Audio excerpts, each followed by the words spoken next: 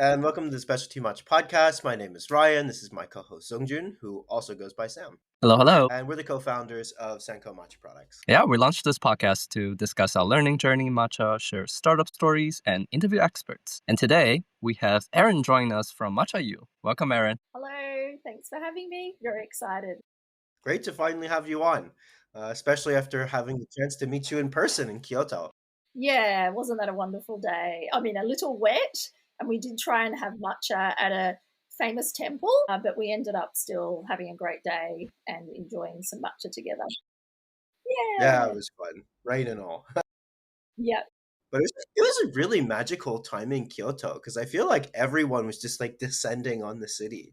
Like everyone in matcha felt like was there for harvest season. It was really Yeah, cool. I agree. Yeah, everyone you spoke to, you're like, oh, I know them, or I've heard of them. And yeah, it's nice. And people, I guess, who work in the industry value that time, and they know it's a really pivotal time to visit for various reasons. Yeah. Yeah, that was awesome. Hopefully it happens again next year too. Yeah, I'm hoping to get back next day too. I have to admit though, because it is such a busy time for the tea world over there, it almost feels like maybe they don't have the time to host us, if you know what I mean. So I was thinking maybe another time of the year would be also a great idea. Yeah, But that's true. all the magic happens in May. It'll be very different. Also, without the mayflies. Exactly. Absolutely. So we'd love to learn more about your background and founding Matcha Yu, one of the most established players in the matcha scene in Australia, going all the way back to 2017. Yeah, definitely. Matcha Yu, there's a bit of a backstory, but I'll try and keep it concise. So I loved Japan growing up, probably from about the age of 10, to be honest, because I did a school project on Japan in primary school. But then when I entered high school, in the first year of high school, I was given the choice to study Japanese. So I took that and just went down a real rabbit hole with Japanese culture. The more I learned the language, the more I learned about the culture, I was just captivated and then really wanted to get to Japan as soon as I could. So in my early 20s, I visited Japan actually to attend a music festival called Fuji Rock, which is held so cool in Fuji National Park.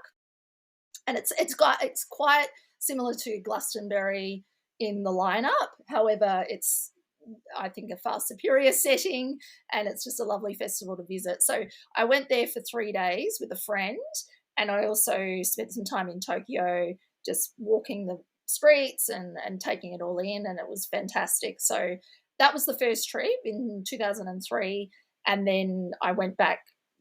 I did go back the next year, and then it was a pattern about every 2 to 3 years I would go back for a holiday. Nice. And then it got to about 2010, and I really wanted to explore, living in Japan, experiencing daily life. And so I applied for a working holiday visa, and I lived in Kyoto between 2010, 2011, which was, I still pinch myself. I think, how lucky was I, especially to live in Kyoto at that time, because it is, it wasn't the time of mass tourism or anything like that.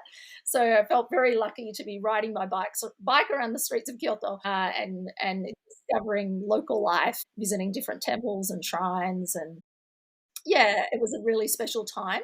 So what happened there was I was teaching English, as you do. A lady came in and she prepared matcha for me. She was a student. It was one-to-one lessons. And she prepared this matcha for me and explained that her father was an 8th generation tea farmer in Uji, and he'd won awards from the emperor over 20 times for the quality of his tincture. So I was just blown away by that. And the matcha, of course, was amazing. She was coming in to help with the family business for export, to learn English. And yeah, that was where the seed was planted. That's pun intended. That is some serious serendipity, getting to meet someone from one of the Uji families. Yeah, so lucky. And then I do remember after that lesson, just walking out like on the streets of, I think it was a Karasuma, Shijo Karasuma in Kyoto, just when I felt something really special here, and I feel when I go back home to Australia, I need to kind of somehow tell her story and her family's story. So it was a really pivotal moment. Yeah. And then I came back to Australia. I was actually going to open a matcha desserts cafe, like a parfait cafe. Okay. You might have seen in Kyoto, there's so many parfait cafes. And The famous one's Matcha Nana or something like that. Or it's yeah, a big there's one. Nana's green tea. Yeah. Oh, Nana's green tea. So a concept similar Yeah, to that. yeah, that's it. And Sujiri, obviously that's a Oh, famous yeah. tea brand. They most of the major Japanese tea brands have like a cafe like that, a dessert cafe.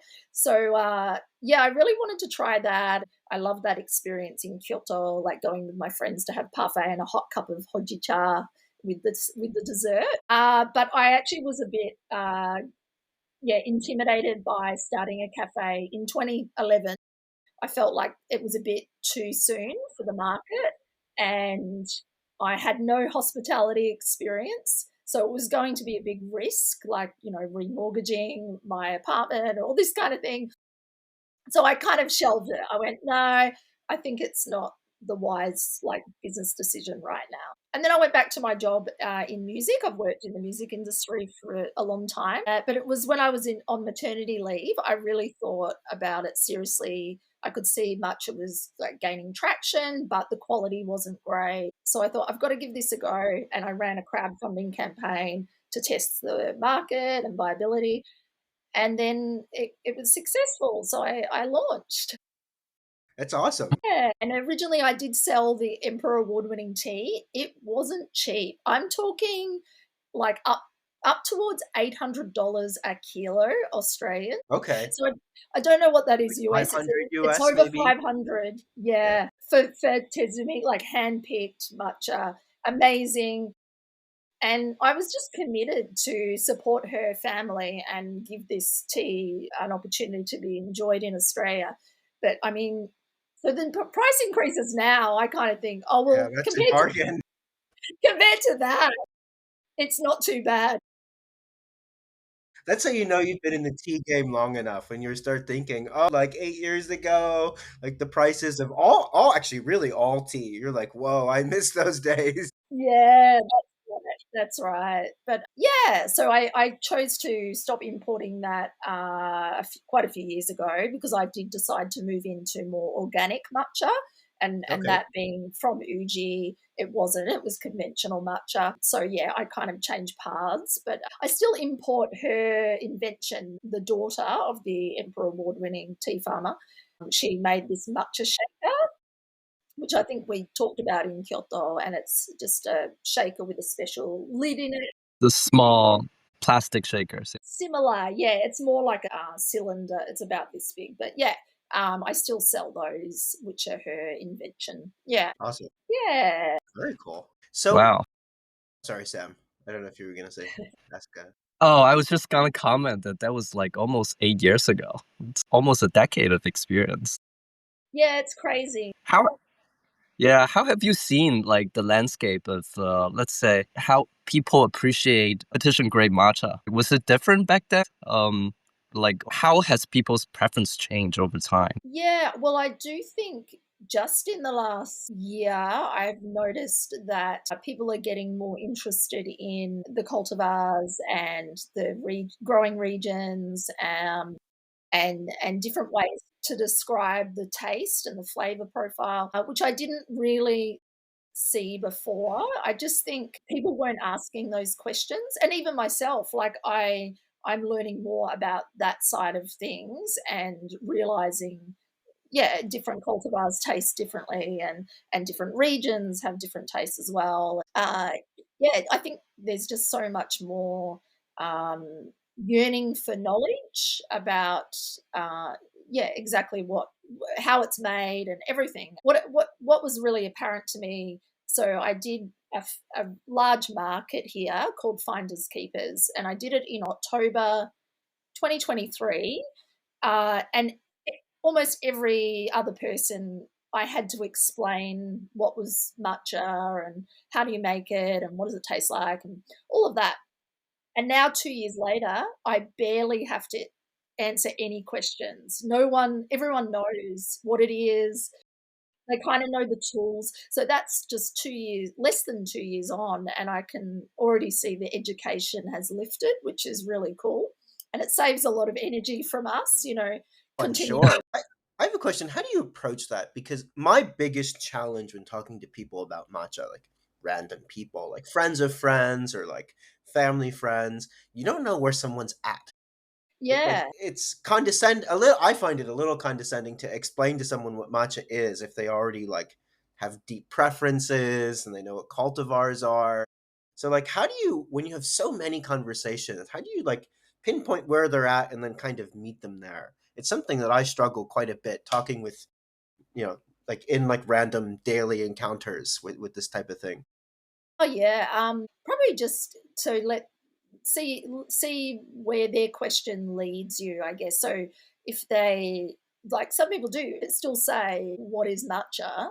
And that's a bit of a reality check for me. And I think, oh wow, okay. So there is part of the market that still just Yeah, doesn't have doesn't any know. idea, but they're interested. So that's great. And then I think the opportunity is there, and the challenge to not give them too much information to overwhelm, but to make it welcoming and something that they feel just not intimidated by.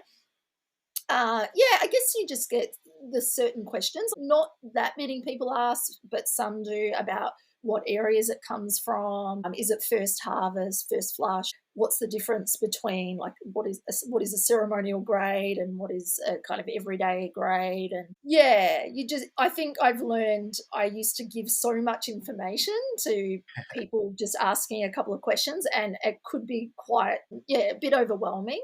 So I just try to scale it back a bit. But yeah, there's so much knowledge, like certain levels of knowledge out there, right? So you don't want to be, yeah, snobby about it, but Yeah. um, yeah, I know what you mean. It's hard when someone says, "What is matcha?" You're like, "Really?" Because you're just in this matcha bubble all the time. Like, are you kidding? You do not have any idea what it is? Wow. But that's exciting. I see that really like as a challenge, and I'm like, great, this is like, and especially when I have a market and I sample the tea and it's the first time people try matcha, Yeah. I feel so honored about that. Like, I think, wow, like I'm your first experience. This is so cool. And you Yeah. get the immediate feedback. So it's like you can Yeah. it's like it's a cool like full circle kind of. Yeah, I've realized those markets are so great for sampling, because when you have an online, primarily e-commerce business, you can describe things all you want, you can put photos and videos all you want, but you can never express the taste. You can never convey that on a website. So to have people try it in person, I think even if they don't buy it on the day, they can keep that in their memory bank and think, okay, I know what that tastes like. I'll go and order it. Yeah, a first-hand experience is super important. We recently learned something very interesting from industry friend, telling us that this is actually how the chashis remember the taste of each matcha. They don't necessarily have the vocabularies to describe the tea, but they have the memories of like, oh, that tastes like that tea or that tastes like that cultivar. But not necessarily have this deconstruct framework to describe the flavors, which was very interesting to learn about. Yeah, that would be I know you mentioned on the podcast before, such an interesting world to dive into, the secret chashi world, because Yeah. I often think, yeah, how do they keep a blend consistent from year to year? Is it like a recipe when you make a cake? Is it like 2 kilos of this, a kilo of that? Like how does that all work to become a blend? Because a lot of like obviously teas are blended for consistency. Yeah, it's a very specialist area. Yes. I'm so curious too. It would be a dream if we can get a Chashi on the podcast one day. Yeah, I'm sure you will So try. many I'm sure questions. you will try. A whole season. Yeah, that'd be good. Get a couple different ones, different levels. I think it goes through, they're called like dans, right? Or dans. I don't know how to say it. The belts or whatever. It's like Oh, yes. 1 through 10 or something. Done. Yeah. Have you met It can anyone? Have you met anyone in Japan, chashis? not that Not that you know we of? knew of at the time, at least. So Yeah. maybe we have, but we didn't know if we did. Yeah. They don't reveal their true identity. But we've talked to enough people now that worked with them. I'd say we've talked to 5 people that have had like direct encounters. So we're slowly learning, but it's a little Yeah. indirect. Yeah. Yeah. You're doing well. Yep. So Australia is pretty interesting because it probably, and I hope this isn't too controversial with our No. international audience. Australia like has one of the most sophisticated coffee cultures in the world, from what I understand. Like you guys have really taken the lead, and even like I moved to New York in 2016.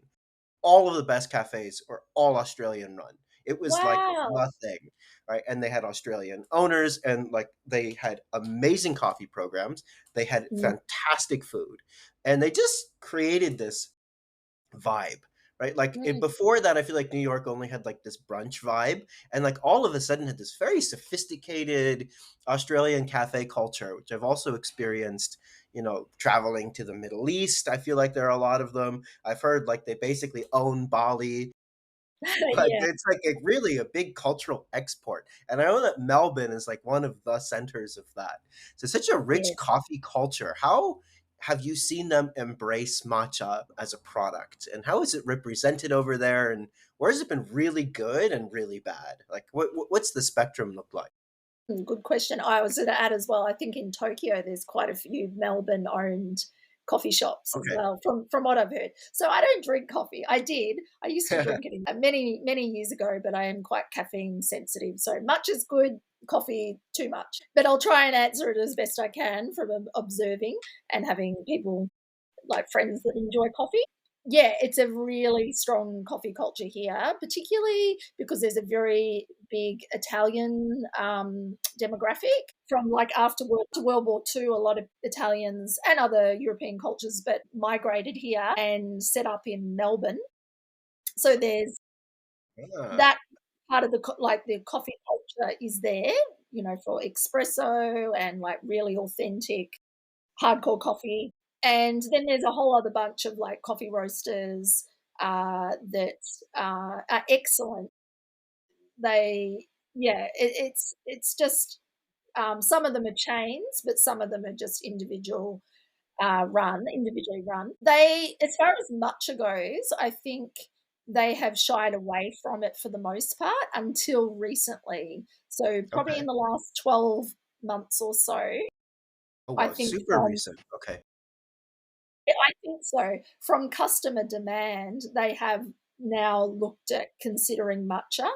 Or look, the matcha that they were using, a lot of those coffee shops, because coffee was their hero product, the matcha would be, to be honest, yeah, like either pre-sugared or they would, yeah, most for the most part, it would be like a sugar matcha mix that Uh-huh. people would be using, and making it too milky and all that kind of thing. But now I think because customer demand is there for the high quality matcha, that they're taking it more seriously. And I do service like my product to cafes, and I have noticed a lot more coffee shops ordering it, and like mine is quite premium priced, but so that means they're obviously valuing the quality. There are some still like coffee chains that are doing the cheap varieties, but look, maybe that's serving their customers just fine. Even like McDonald's has released an iced strawberry matcha. Really? Yeah, here in Melbourne, just Okay. not across the board, like in limited stores. And it's really interesting because they dropped that release right around like the middle of the end of last year's harvest and this year's harvest. I'm like, where are they getting their matcha? But I think it's like Starbucks. It's quite sweet, sugary, but it's serving a particular customer. Probably not from Japan. Yeah, but I always used to think about that before matcha had the boom. How will matcha penetrate this really strong coffee culture in Melbourne? But I think it just walks kind of alongside it. It doesn't overtake it. I think quite often it's totally different types of customers. And what I've been noticing is there's so many Asian run cafes popping up in Melbourne. Every time I open Instagram, there's a new one, and they're the ones that have driven a really change in the quality of matcha and what people expect, because they're kind of replicating what you get in Japan, really, that kind of experience. Yeah, I hope that answers the Very question. interesting. How is the preparation scene? Do you see most people like whisking it? Are they preparing those like concentrate syrup things? Or like what's the The blender. Yeah, that went viral. There's a cafe, you should check it on an Instagram, Sneaker Lab in oh, Sydney. the one that shocks it in the Yeah, ice I think bath? I sent Yeah, it yeah, to I you. saw. Uh, They just released a new video showing a blind taste test, and Yeah, they did like a staff panel, and their entire staff preferred the blended matcha. I Which saw that that. was a Yeah. very compelling video, actually. It was very, very controversial, that video. People were just a bit, yeah, like bewildered by it. So mostly the Japanese cafes and other Asian run cafes are whisking to order, Okay. but there are others that are doing batch making, and they'll make the matcha in the morning with maybe a bit of sugar syrup or something, and then they'll add it into the latte. I guess it depends on their turnover, how many they need to service. But I think the customers are prepared to wait for a freshly whisked matcha. There is a cafe that's open that has, I think, about 5 Ishiyusus in their store in Oh, Melbourne. yeah, you posted about it. Yeah, matcha kobo, yeah. And they've got a whole production line, but it's all hand whisked, and yeah, it's really cool. That's awesome. Super cool. Actually, I've never thought about this, but I'll ask it because it just popped into my head.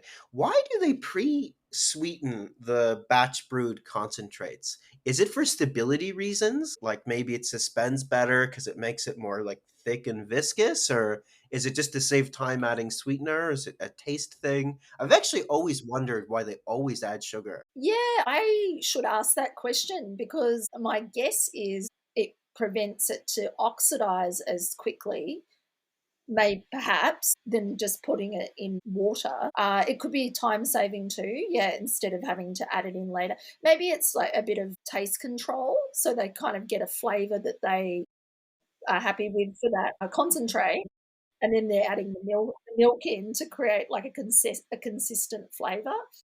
It's a really Yeah. good question, though. Yeah, it's could be for optimization of suspension quality, because after you add sugar, right, the liquid turns more viscous. yeah, So the suspension is probably better yeah. over I time. think I would always be concerned about oxidizing the matcha Yeah, that by too.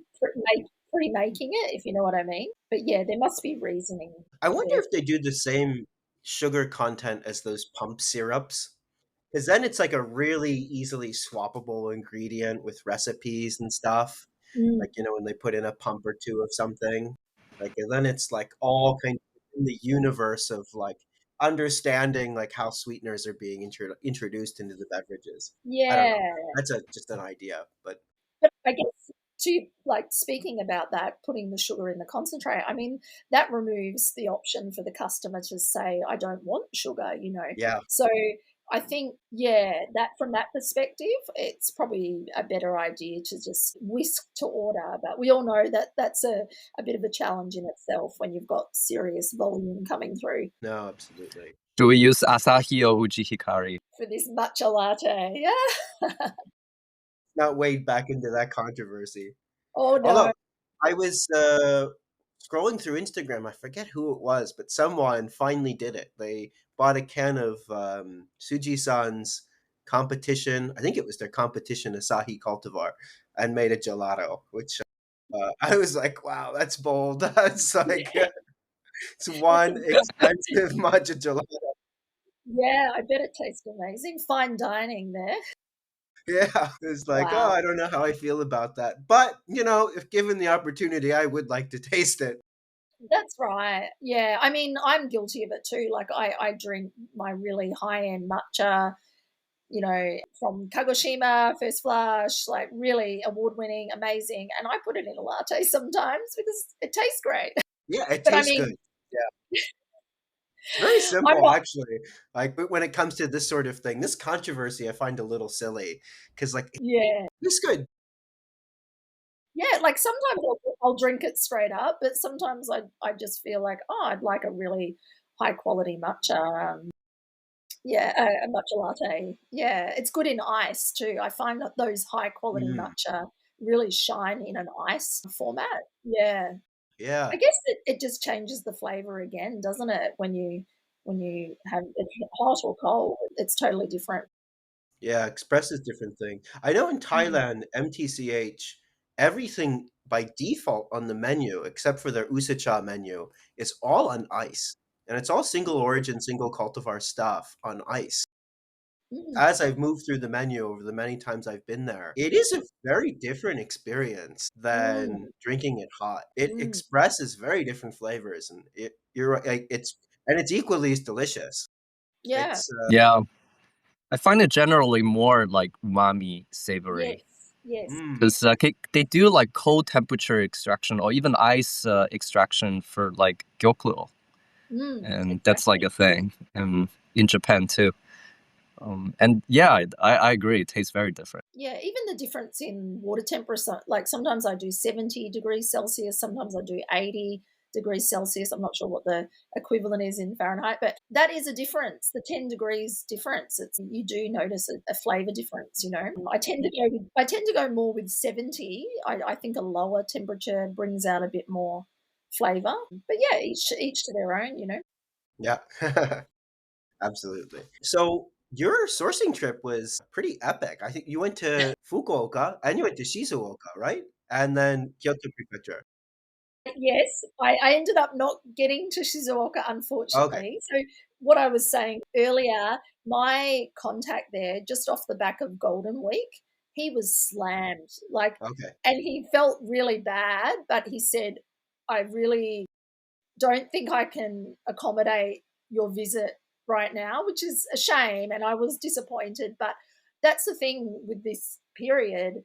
I guess you have to Yeah. respect their workload, and it's all good and well for like we are customers, like we're buying volume from them, and but I don't think that gives us the right to just force our ways into their world when they're at peak capacity and they're dealing with this shortage and the harvest. So I really had to think about it. Okay, take the ego out of it, Erin, and just not ego, but like my desire to be there and film content and connect.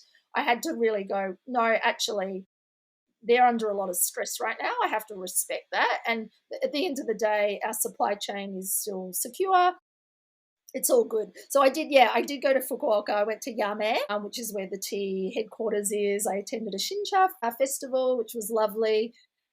And as you know, I was traveling with my 8-year-old daughter, so just made the best of the time we had. She came into the the factory with me, and So cool. put the white, you know, uniform and shower cap on. It was really nice to be able to show her, and I felt very grateful to the tea business to allow a child to come in as well. You know, very accommodating, family run business, so that It's so that nice. obviously makes sense. And yeah, like that was the third time. No, the second time I'd been in Yame. But yeah, I've been doing business with this company for 5 years now, so it's lovely. Yeah, to have a very solid relationship, and I know it's very reliable. So I think last year I ordered over half a ton of matcha with them. Oh, okay. It's wild. Like when they told me that, because you know, you order like 40 kilos, 50 kilos, and then it all adds up and you think, what? Half a ton? It's crazy. So I really like they're part of the success of my business. So I couldn't do it without them, you know. I really and I think it's so valuable to be there in person and show your dedication to the relationship. Very Japanese kind of culture, you know. I think that speaks volumes to go and make that effort. Yeah. No, absolutely. Have you been sourcing from Yame in the very beginning of Matcha Yu? No, yeah, recently. So when I was deciding to move towards organic matcha, then I think they actually approached me. Yeah, and they sent sometimes you know you get them reaching out and they offer to send samples. So I'm like, sure, let's do it. And the samples were great, and I thought I'll just trial it. I actually went back to my emails recently of that time, and I was ordering. This is quite cute. I was ordering like 3 kilos of matcha. you know, I'll just commit to 3 now, and now it's like 50. It's a bit different. Yeah.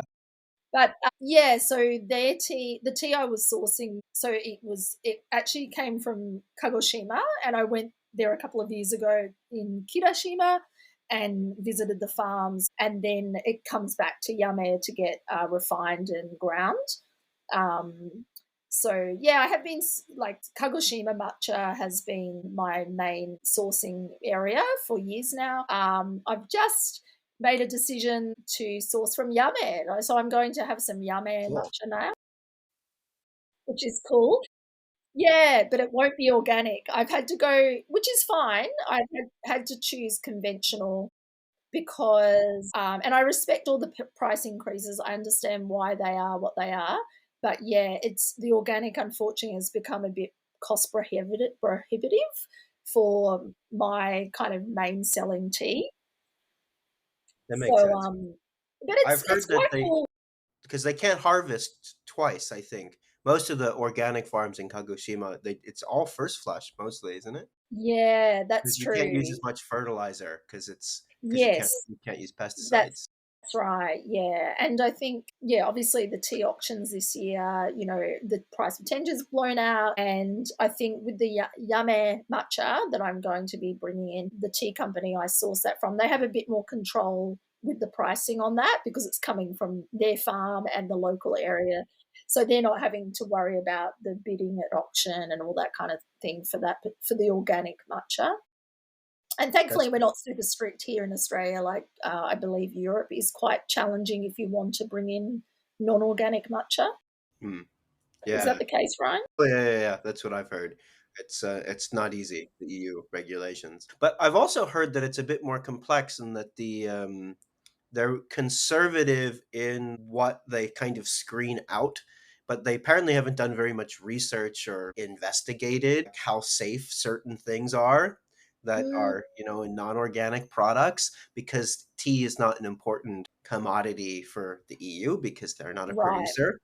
So I've heard some criticism of the EU by they haven't put in the effort to make a real decision, so they're just saying no to a bunch of stuff, Uh, which is probably yeah. safe, but that's what I've heard. Yeah, so it'll be interesting to see how the pricing will impact Europe because of typically from what I can see, organic matcha is priced higher. Yeah. So I'm apologies. I know that's where you are. It makes it hard. I know, and then I feel for like American tea businesses because of the tariffs. I think, Oh, wow. yeah. I mean, Oh yeah. we have to deal with price increases, but the US have to deal with the tariffs on top of that.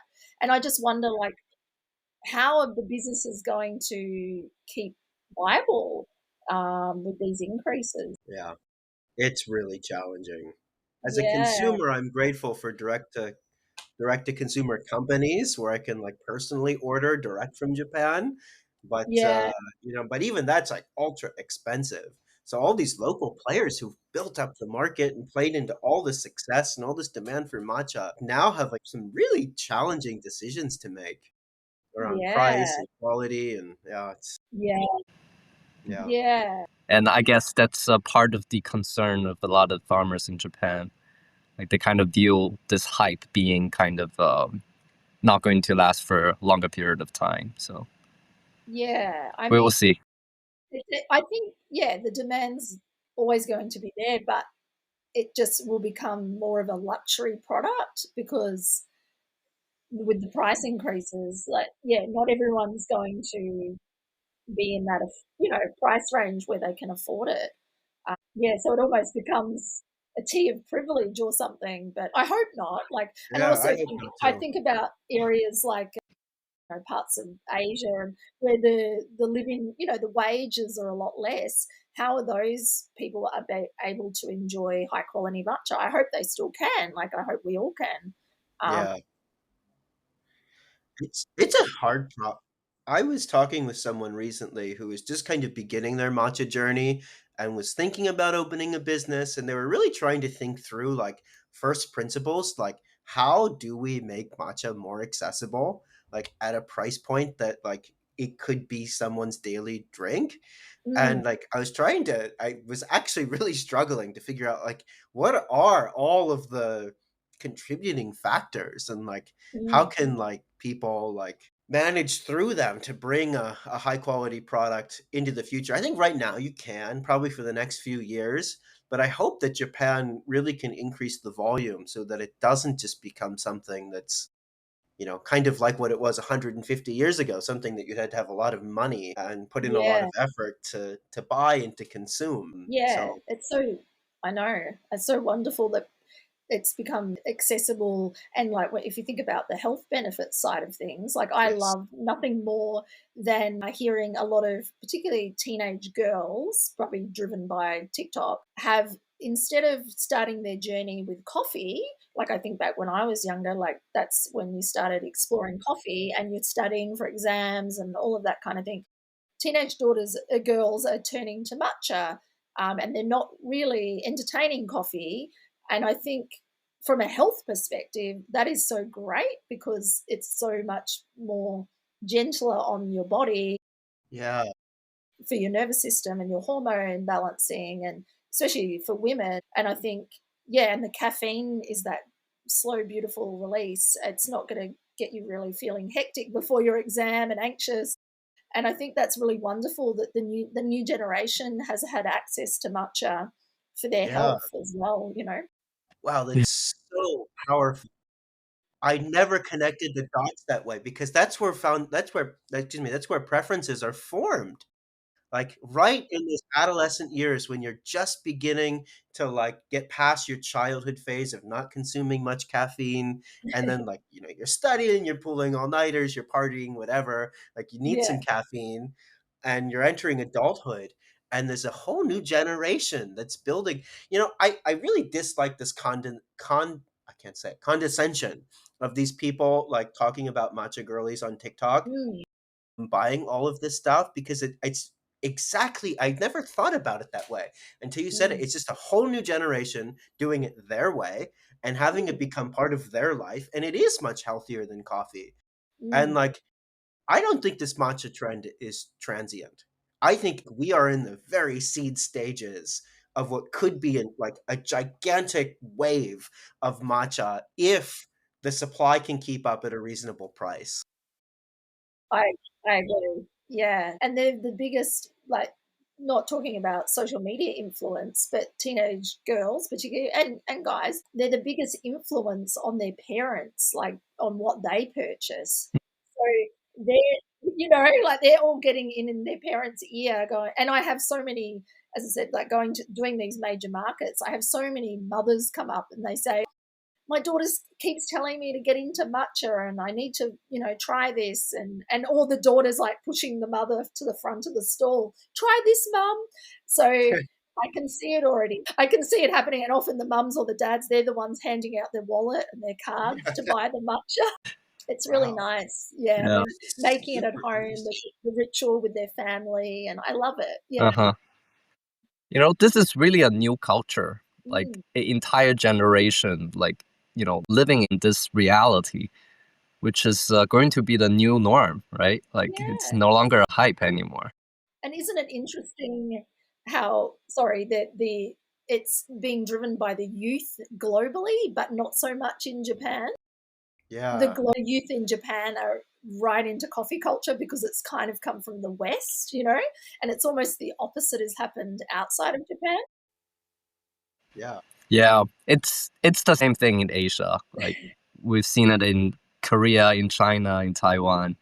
Like, all the young people here, they're like all into coffee. Yeah, And outside of Asia, everyone is into tea. Like, it's like we yeah, switch spot. yeah. Have you even heard in Japan they feel like the matcha boom is similar to what happened with bubble tea, and they think it'll go away? And I think, what? Really? You're crazy. I don't think it's the same. It's not.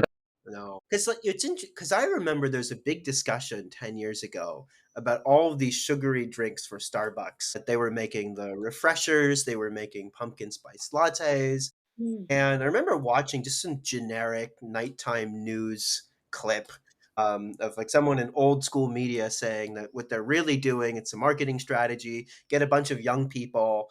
to basically present coffee in a dessert format and then kind of lure them in. And then they become the next generation of coffee consumers. And they did such a good job of like taking a very adult beverage, meaning like coffee, and it's bitter. Like 20, 30 years ago, it was bitter, it was dark, and like you probably like it probably took a while to acquire the preference to like it and make it so easy to approach for a new generation of people. And matcha's going through a very similar journey, and I never thought it's such a healthier relationship.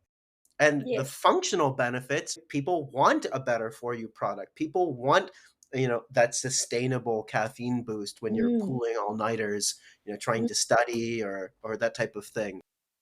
Yeah, the amount of the feedback I get, just it makes me feel so happy that people are benefiting just like I do from drinking it. Just all the different things they tell me. Their hair is glossy, their skin's glowing, they can they can sleep better, they can concentrate, they're more productive, all the things, and it just makes me, yeah, just so happy. It's great that people feel that way, because for a lot of people, coffee does not make you feel that way. Yeah. It tastes great. So I'm not dissing coffee for the reaction on the body is quite different. Yeah. Yeah. I went to a coffee conference a couple of years ago, and I think it was some doctor or nutritionist. I forget what their background was, but they presented a study on how we metabolize and digest caffeine. And I was shocked. The slowest caffeine metabolizers are 4 times slower than the fastest. So there's huge variance just like genetically about our ability to handle caffeine and how it affects us. And like Mm, coffee is probably too much too fast for like yeah. very like 20-30% of the population. Yeah. I Yeah. thankfully am on the fast caffeine metabolizer side. And You are, it's important when you work in matcha, you need to do a lot of tasting. yeah. But I certainly understand like the effect. I mean, I've been over caffeinated. It's like really unpleasant. And like it Yeah. gives people a whole new option. Like those are not small percentages either. Like you walk on down the street, it's like, what, probably 10 people of the people you encounter in 1 minute. Like it's an underserved market who Mm, need a different caffeine profile than coffee yeah, has to offer. exactly. Yeah. Yeah, it's great to have the options now, and just yeah, just everyone discovering, yeah, something that's going to benefit them for the long term, really. Yeah. Yeah. Erin, out of my curiosity, so when you source tea, what what do you care about? Like, obviously people care about the flavor, care about the price. Like also, do you like? Would you like try the samples and would you like think to yourself, "Oh wow, I feel good after drinking this tea"? And would that be one of your consideration too? Yeah, so I guess I sell just two varieties of matcha, an everyday matcha and a premium matcha. So the everyday, it's tended to be a little bit more astringent, a little bit of bitterness in there, but it's fine to drink on its own, like it's still quite delicious, but it really shines in a latte, like it's not going to be lost, and that's the main purpose for that matcha. The premium matcha, it's more of a, ceremonial grade, even though that term is a little controversial, but it's more of a smoother, delicate taste. So very minimal bitterness, probably more umami, and better to drink just with water to really appreciate it. It's a single origin, whereas the everyday matcha is a blend. So it's quite, yeah. So one I have that has a little bit of bitter astringency, and the other is more of a smoother flavor. And I think that kind of caters to most people that buy from me. So yeah, taste is key. Like things that I have a preference for, I like both of those things. If I had to pick, I'd probably go more of a smooth type of matcha. But I also understand that gets lost in a matcha latte. So you do need a little bit of kick there. Yeah. And then so taste, price, obviously, but it's not a super strong consideration. It's more the taste, and I will pay. I see the value in it. I will pay for what I perceive to be high quality. And then it comes down to the people, the relationships, the kind of heritage and history of the places I source from. I mean, to that point, I get a lot of people are talking about transparency this at the moment and telling people where they're. I think the regions are really important and the cultivars and that kind of information. But it's also a bit tricky being a business owner. So I could just say right now, oh yeah, I get my tea from insert business name, insert, you know, and I kind of still feel a bit protective and guarded over that because, yeah, sure, like people can find the same company and source from the same company and repackage it differently. But I feel like I've put in the time and effort to establish those relationships. And if they do that of their own accord, that's so fine. But if they're just going to kind of take that information from me and replicate, that's a little bit hard to swallow, you know? Yeah. Totally understand. I'm really torn. I'm really torn with that because I do think like shining the light on farmers and particular tea farms and families, that is amazing, and I love that tea businesses do that. But yeah, I wonder, do they have that concern about copycats? I don't know. Yeah. I think the ones that have shared do get copycatted. I mean, the Yeah, concern is real. I mean, like yeah. it is for everyone who does, like it's even like visiting. I mean, that's how we have found a lot of people to talk to. I actually have a list of where I discovered a farmer, and then everyone who I know sources from them. And like Oh, okay. and it's all like publicly available information. You poke around on the web enough, like you Yeah, can find yeah. a pattern match. And and I think it's like what everyone's doing because if you don't speak Japanese, it's the only thing you can do. So Mm. I think it's like totally understandable.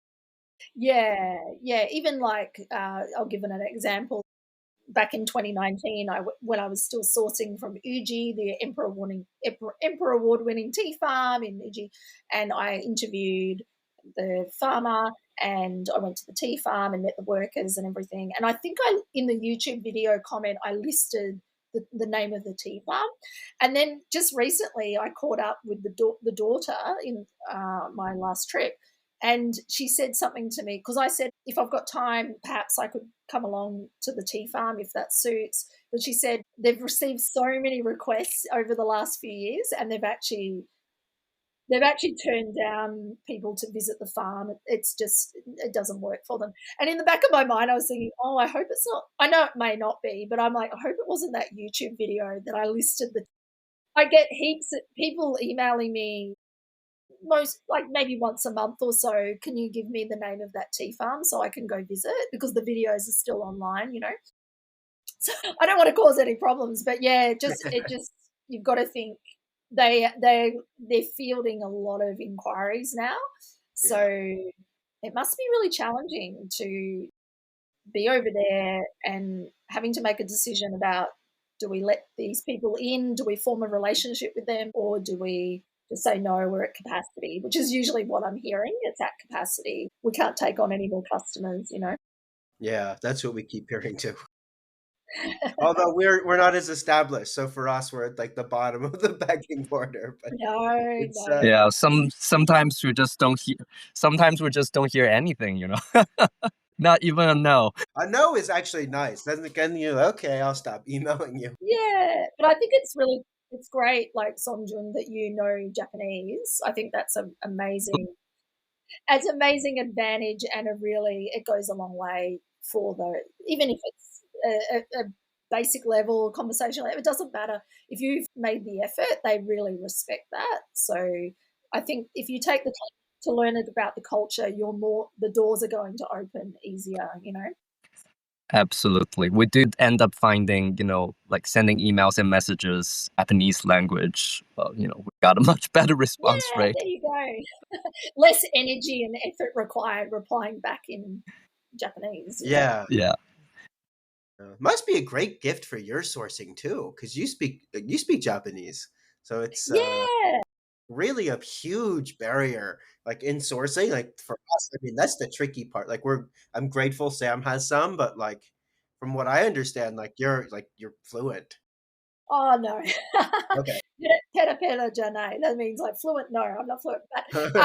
But enough to get conversations. And I think, look, this is the thing with larger tea businesses in Japan, and the two I deal with, one guy's American and one guy's French. So they're the people they're putting in charge of their export division. So there's no issues there. But I think when you visit the tea farms and you can communicate with the farmers, like when you visit, particularly as a woman too, like I'm going into these very male dominant industries, and if I can converse with them in Japanese, I think it does, again, open a dialogue, and there's effort there. And even if I make mistakes, it's okay. It just really goes a long way. And I love that. I love learning and listening to their stories. So, yeah, that would be my tip for anyone starting. Go start learning Japanese. It's a great language. I love it. I'm so intimidated. It seems so complicated. I got people have lost me at 3 alphabets. Like, no. One is Yeah, hard enough. true. Well, you're learning French, so that's incredible as well. Yeah, At least it's the Roman alphabet. It's a different set of complexities.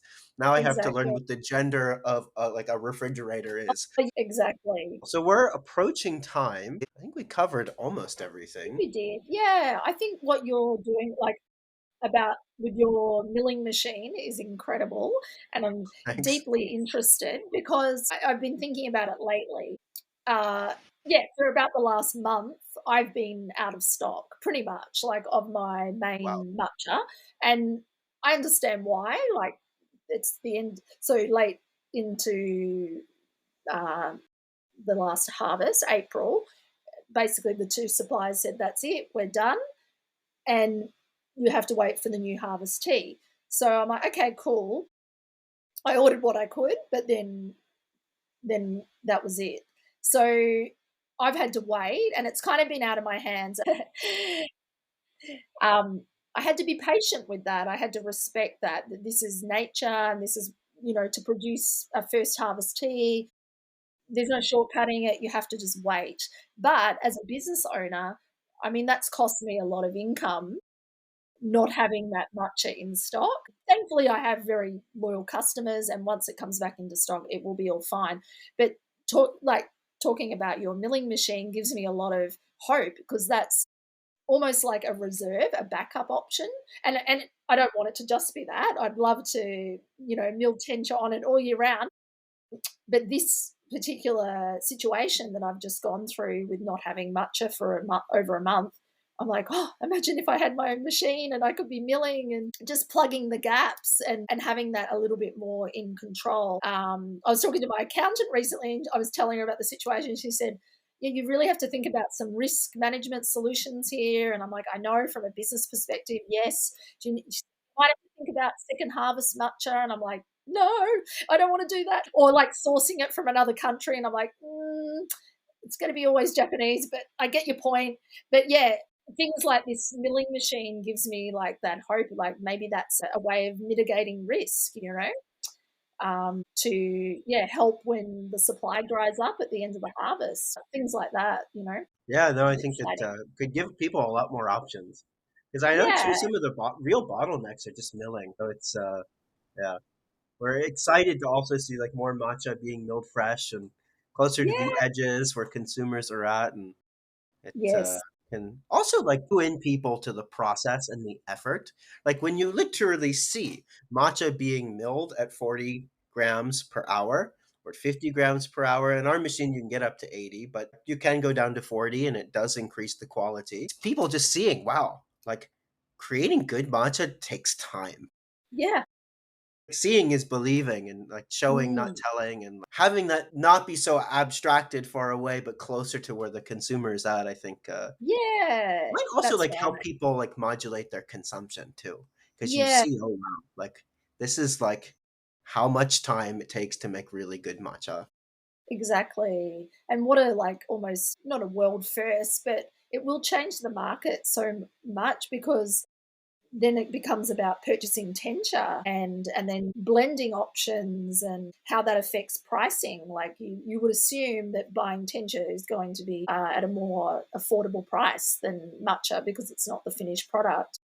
So it might open up a lot of more accessibility and bring pricing down a bit too. Yeah, we hope so. Yeah. Yeah. It's the Well, watch Wild this West, though, space. like trying to ask for tencha at the moment. So like a really weird request. Like every time like we ask people, they're like, okay, we have to ask, but maybe. Oh, to purchase the tencha. Yeah, I mean, I've thought about it lately. Once I've gotten over this kind of shortage part, whether I should ask my suppliers now, what's the likelihood of like purchasing tencha? I might need it down the track. Yeah. No, See what they say. it's exciting changes, Yeah, which is yeah, no problem. um right, awesome. So, as one last question, what are some changes you'd like to see at sort of the industry wide level as we navigate these matcha shortages, as we get new consumers entering the fold, and as this whole landscape kind of evolves and changes? And since like your first sip of tea in Kyoto, meeting this, someone part of an Uji, historic Uji family, all the way through now, how do you have you taken those experiences that you've had and like project that onto the future of in future you'd like to see? I always think for me, it comes down to a deep respect for the Japanese culture, where I know that matcha was originally kind of China, but then a lot of it's part entwined into the history of Japan. And I don't want people to, yeah, and I don't want people to forget that. And I think you don't have to do like a deep dive into Japanese history or anything, but it is a link to the culture. So, people who visit Japan and come back and drink the matcha. If they say to me, "Oh, it makes me feel like I'm back in Japan," or "It tastes like it did Yeah. in Japan," and that is like my job done. I want to give people the taste of Japan in a cup. That is my like tagline. But yeah, about it just I just think I couldn't imagine selling matcha without that aspect. Hmm. And plenty of brands do like and that like everyone has their own USP and their own values. Some people just want to sell it as like a health and wellness product and like pop it into kind of a supplement or a blend, and that works for them and their customers. I just don't want it to lose the magic, and Yeah. there is so much, yeah, so much magic and preciousness about this tea and all the effort, when you go and visit Japan and you see behind the scenes, the tea farm and the hot weather, and you did the tea picking, so you know how hard backbreaking it is, and then it goes into the facility for steaming and air drying and milling, and you just think like that can't be disrespected and it needs to be valued. I think we all carry a responsibility um, to represent these people that are working so hard and not make it such a, I don't know, like a consumable that you don't give any thought to.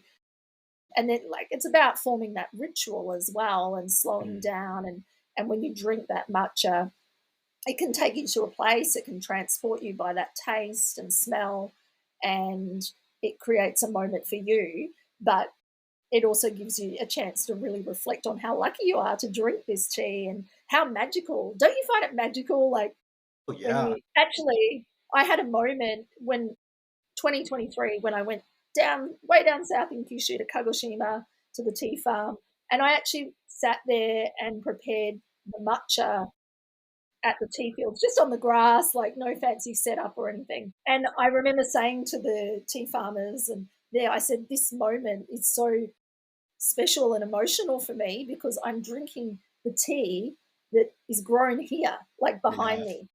And I live in Australia, so this is like, I just couldn't even, it was blowing my mind how special that was to be able to drink the tea from that field right there and then. Yeah. So in summary, I think yeah, it just needs this precious magical gift that we all have. We need to really give it a lot of respect and care. Yeah. There's like few things. Your thing really inspired this thought. There's like few things in food and beverage or that we consume where you can be that connected to some like really deep historical legacy in a Mm, way that you can feel and you meet the people and you see the process. And that process has been so well documented through tea ceremony for so long and it's been so respected and thoughtful for so long. There's just like mm, very few things that we can encounter, at least that are good for us. Like maybe you could say like some other things about alcohol, or like, I don't know, tobacco like has some really ancient traditions too. But Mm. like for something that's so good for you, that has this really deep historical and cultural connection, I can't actually think of that many other things where you can be tapped into something greater than yourself. Yeah, it's almost spiritual. Especially if you're like with matcha, you consume the entire leaf. So yeah, you're not like discarding that leaf. You are consuming the all that goodness and all the hard work and um, yeah, yeah. It's insane. It really is. Yeah, when you read about all those ancient literatures from not only Japan but also China, people describing how they feel about drinking matcha, and you feel the same way. It's like it's beyond a resonance or echoing of language, right? It's sensational too, something really magical. Mm. Yeah. Yeah. Yeah, yeah, yeah, just all that yeah, the skill the multi-generational thing is wild as well, like, because of years, this tea farm is in the same family and yeah, and they learn from each other and it becomes a community, like the tea workers that come in and they're like treated like family because they're there every year and they're in their 80s and they love it. Yeah, I'm actually reading the book of my friend, her father wrote a book. He's since passed away, but he wrote a book about how to grow tencha. And I haven't actually read it. Yeah, I hadn't read it yet. I'll send you the link for it. It's so Please do. fascinating. His name is Toshio Terakawa, and yeah, it's an incredible read. Did you know one fun fact before we end? In like the 1940s or 50s, I think he said to fertilize the tea bushes, they would use human feces Really. because it would produce a really soft, nutritious leaf. Like it really, which it makes sense. It's like Yeah, manure, oh I yeah, guess. actually it makes perfect sense. Yeah, I was Wouldn't like, want to have what? that job on the tea farm. No, but like, yeah, you learn so much. It's great. That's super interesting. Better than synthetic fertilizer. It's all natural, True, true. Yeah. true full circle moments. Indeed. Awesome. Well, thank you so much for coming on. And thank you to all the listeners. And if you enjoyed this podcast, please consider sharing it with a friend. And we'll see you on the next one. And thanks so much, Erin. You're welcome. Thank you so much. Speak See ya. soon. Bye. Bye.